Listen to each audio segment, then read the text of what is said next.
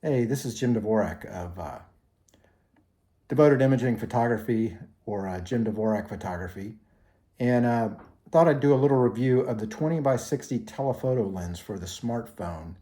I saw it on Amazon and didn't see much about it. Thought it was worth a try. It's not cheap, but it's not overly expensive either, especially for somebody who just wants to get some images.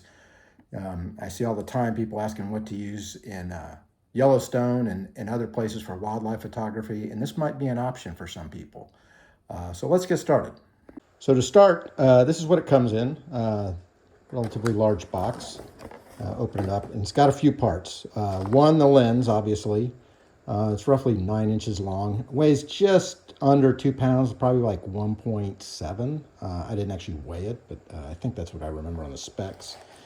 It also comes with a tripod, which I'll mention in a moment, the important thing about that. A bracket for the phone, and then a nice cloth bag for it. So let's talk about the bracket and the lens.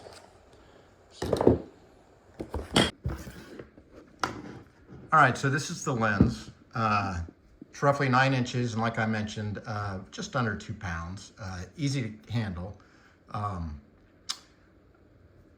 The one disadvantage that I did notice is the mount hole is not a standard 1/4 inch screw for most tripods. So the tripod that comes with it is the one you're going to want to use, or you'll have to get an adapter.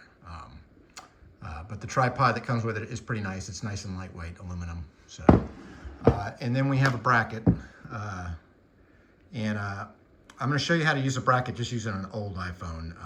Obviously, you screw it around and mount it, and then screw the lens on. So let's take a look at that. All right, to start,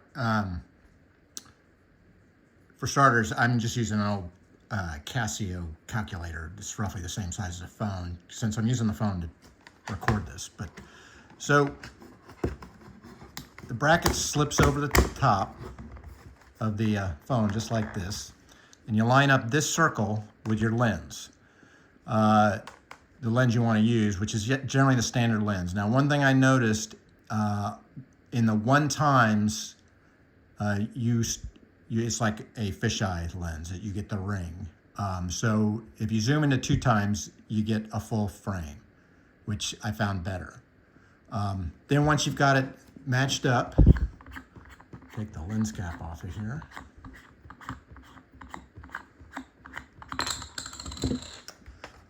You just screw it on.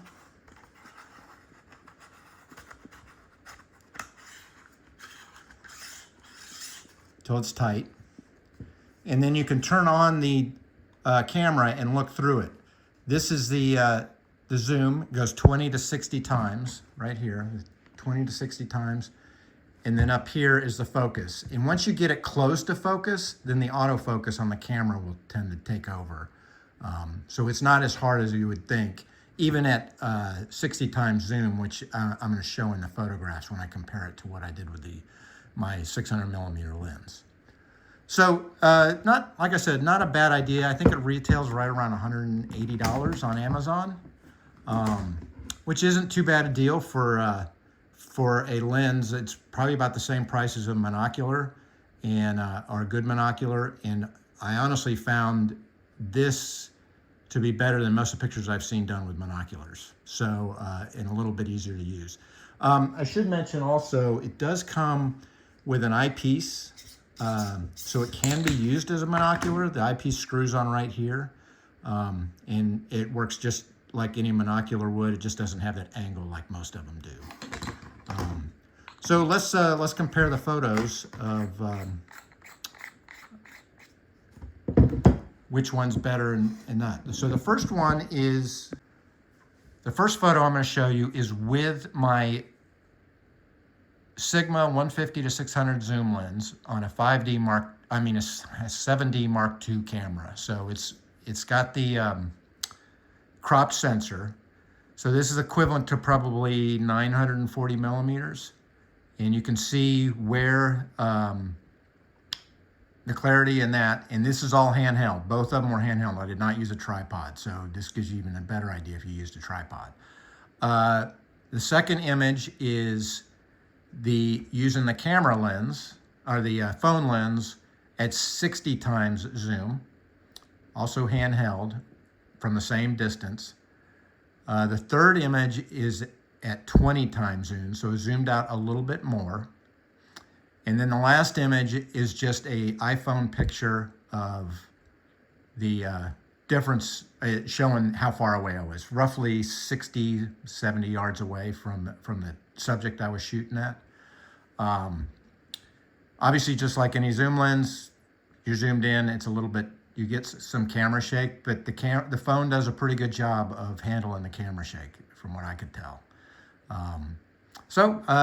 If you think you might want something backup, it's a great travel backup. If you don't want to carry around your big zoom lenses, keep it in the car, that kind of thing. See something, not having to go with the digital zoom that really gets pixelated when you start getting trying to enlarge and stuff or share it. So if you think you want to give it a try, want to take a look at it, please hit the link below so that and support my page, and if you would, subscribe. Thank you.